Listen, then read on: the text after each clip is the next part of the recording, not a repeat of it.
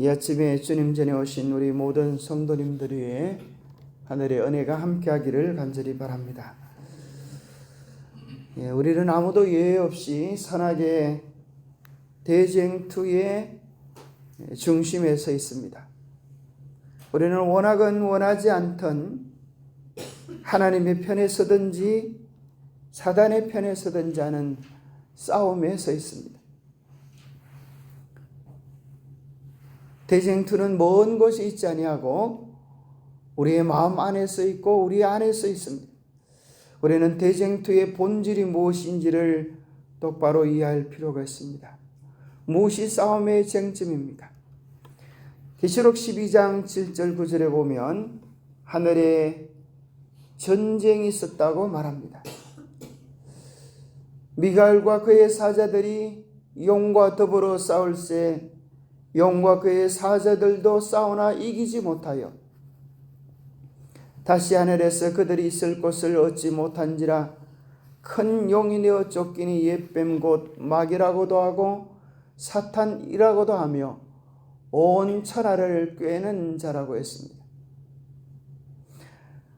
어떻게 하늘에 전쟁이 있을 수 있습니까? 하나님이 다스리고 하나님이 주장하시는 그 우주 본부에서 어떻게 전쟁이 있을 수 있습니까? 전능하신 하나님께 감히 도전할 때 어쩌면 하나님께서 당신의 능력으로 권세로 다스리신다면 정말 짧은 시간에 죄와 사탄을 완전히 진멸하실 수가 없으셨겠습니다. 능력으로 그 일을 하셨으면 한순간에 죄가 끝이 나고 말끔히 해결되었을 터인데 왜 선악의 대쟁투는 오늘 이 시대까지도 맞춰지지 않는 것일까요? 하나님은 죄를 단방에 폭력으로 해결하는 것을 원하지 않으셨습니다. 만약에 그렇게 하셨다고 하면 죄는 당장에 끝날 수 있을지 몰라도 하늘에 있는 수많은 거민들의 마음속에 수많은 수수께끼들이 남게 되었을 것입니다. 하나님이 사랑이시라고 하시는데 사랑이 아니실지도 몰라. 저렇게 무서운 분인 줄 몰랐네. 어떻게 수많은 생명들이 한순간에 저렇게 사라질 수가 있지? 이제 우리는 하나님 앞에서 두려움과 떨림으로 공포로 예배할 수밖에 없게 되겠네. 그렇게 할지 모르겠습니다. 그래서 하나님은 다른 편을 선택했습니다. 죄가 무엇인지 반역이 무엇인지 또 그리고 그 결말이 무엇인지를 보여주는 선악의 대쟁투라고 하는 정말 아프지만 고통스럽지만 너무나 많은 시간이 걸리지만 너무나 분통 터지고 답답하지만 그래서 그 일로 인하여 당신의 아들이 죽게 될 것이지만 하나님은 그 일을 시작하셨습니다. 왜냐하면 그 일만이 이 온 우주에서 죄와 고통을 영원히 제거할 수 있는 유일한 방법이었기 때문입니다. 하나님께서도 그 방법 외에는 다른 방법이 없으셨습니다. 그것은 사랑을 선택하는 것입니다. 그것은 오래 참는 것입니다. 그것은 온유한 길입니다. 죄의 시작에 대해 요한일서 3장 4절은 이야기하기를 죄를 짓는 자마다 불법을 행하나니 죄는 불법이라 했습니다. 그러면 죄는 불법이고 하나님의 법은 무엇입니까? 로마서 13장 10절에 보면 사랑은 이웃에게 악을 행하지 아니하나니 그러므로 사랑은 율법의 완성입니다. 하나님께서 우리 안에 이루시고 싶어하는 뜻이 사랑입니다. 온전한 사랑입니다. 그 사랑은 자기의 유익을 굳지 않는 사랑입니다. 자아가 온전히 십자가에 못 박혀진 사랑입니다. 하나님께서 하늘에 사람이 모자라서 복음 전도 사업을 하는 것은 아닙니다. 사람이 필요하시면 얼마든지 수천 수만 수억의 사람도 한순간에 창조하실 수가 있습니다.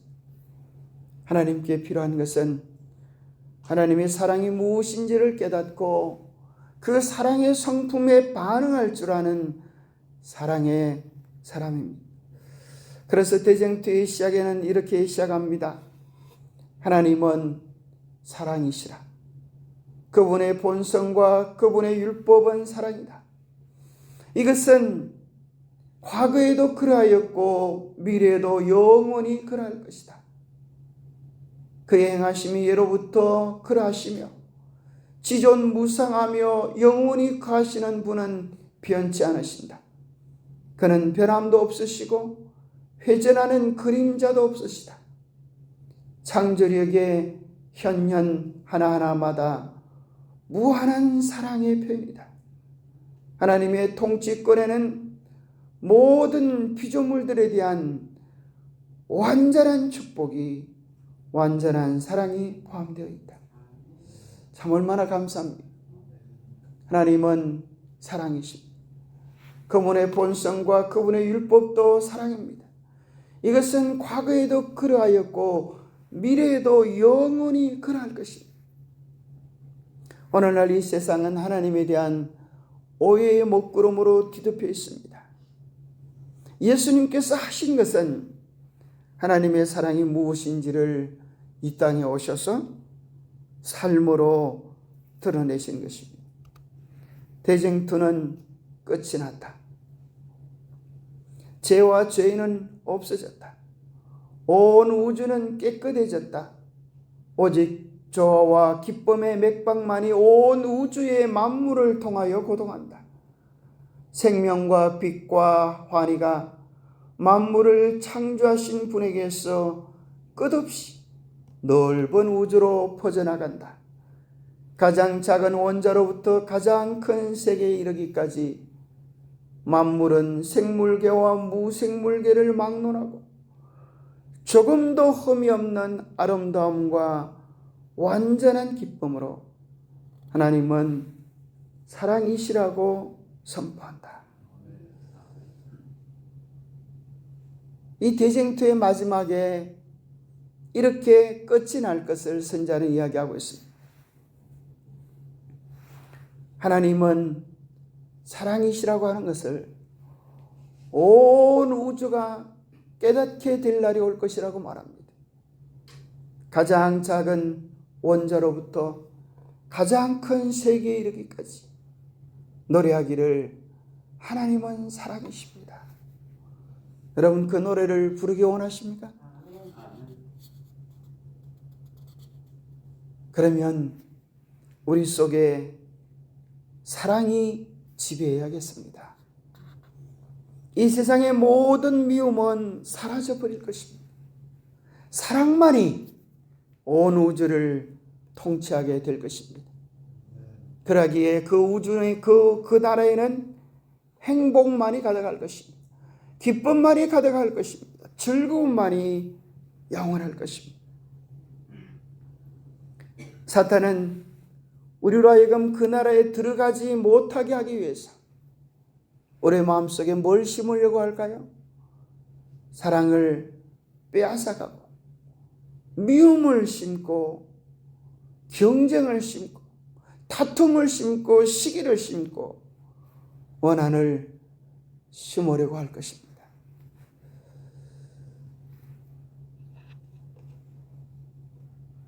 어떤 분이 막내인데 하나님 앞에 나와서 열심히 기도합니다. 어떤 사람이 궁금해서 뭔 기도를 저렇게 열심히 기도하나 귀를 기울여 보니까 이렇게 기도하더랍니다. 하나님 아버지, 제가 오늘 새벽 기도에 나왔습니다. 그런데 우리 형님들은 오늘도 새벽 기도에 안 나왔습니다. 어떻게 저는 새벽마다 기도하는데 형님이라고 해서 먼저 믿었다고 해서 모분을 보여야지 어떻게 새벽 기도도 안 나옵니까?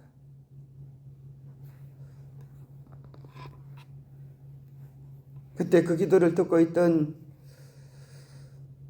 분이 하도 답답해서 너도 불평 원망하려고 하거든 새벽 기도 나오지 마라. 새벽 기도 하지 말고 하나님께 감사하고 사랑하며 지내려무라.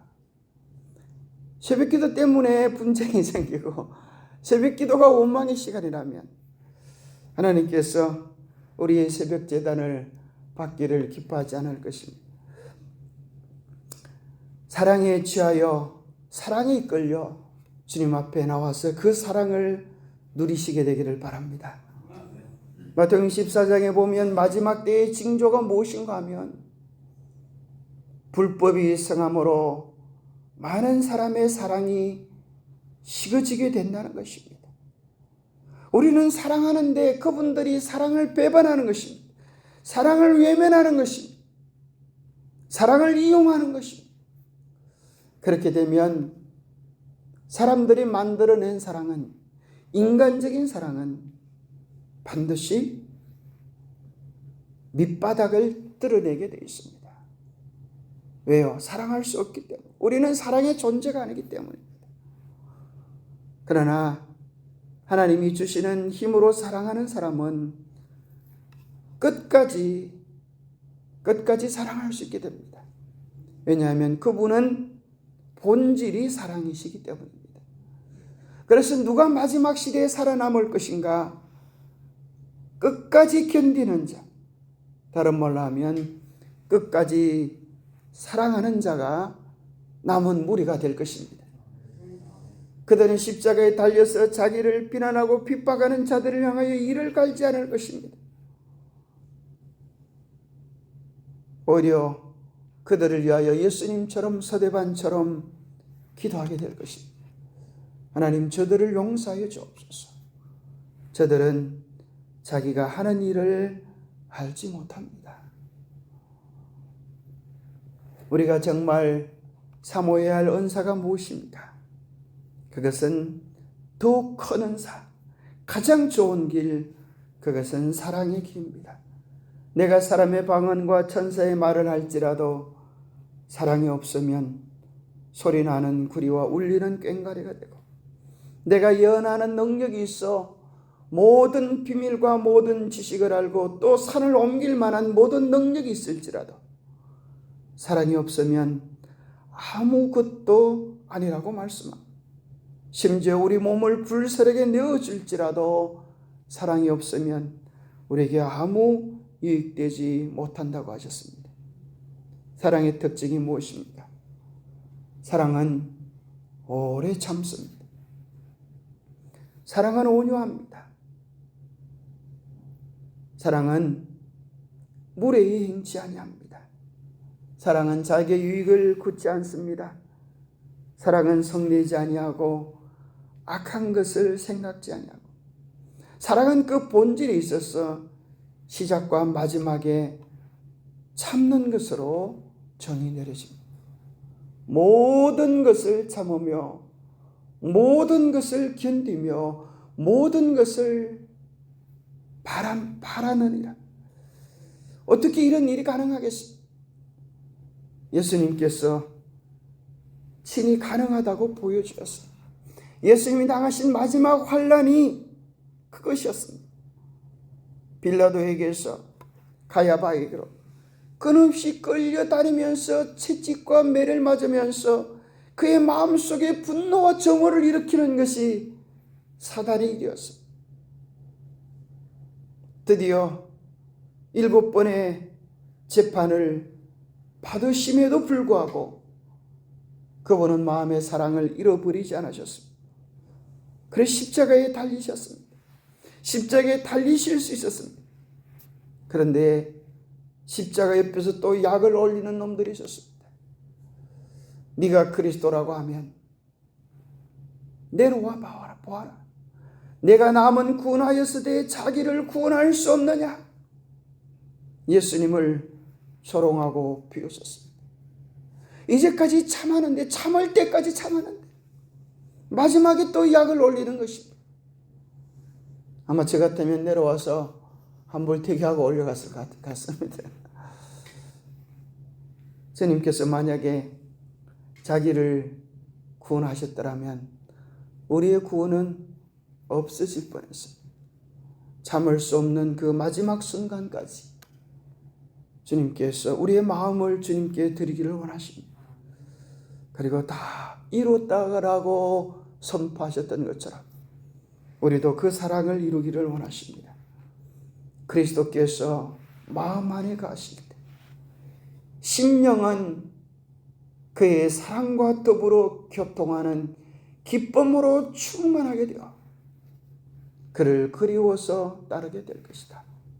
그를 명상하는 가운데 자아는 잊어버리게 될 것이다. 그리스도에 대한 사랑이 모든 행동의 원동력이 될 것이다. 얼마나 아름답습니까? 그리스도의 마음이, 그리스도께서 우리의 마음 안에 가실 때 우리의 심령은 그의 사랑과 더불어 교통하는 기쁨으로 충만하게 될 것이다. 이런 기쁨이 우리 안에 가득하게 되기를 바랍니다. 그리스도에 대한 사랑이 우리의 모든 행동의 원동력이 되기를 기도하면 좋겠습니다. 오늘 기도할 주제는 주님 사랑을 잃지 않고 사랑으로, 주님의 사랑으로 우리가 끝까지 사랑하게 되도록, 사랑으로 하나 되게 되도록 기도하면 좋겠습니다. 교회 아픈 이들을 위하여, 또 김종길 부부가 정말 회복되고 건강하게 되어서 주님을 알게 되도록 기도하면 좋겠습니다. 또 주말 부흥회 이번 주에 있습니다. 조중근 목사님과 2명의 선교사들을 데리고 온다 그럽니다. 그분들도 위하여 기도하셔서 은혜로운 주말 부흥회가 되도록, 또 선교부의 새로운 사역팀을 위하여 기도해 주시면 좋겠습니다.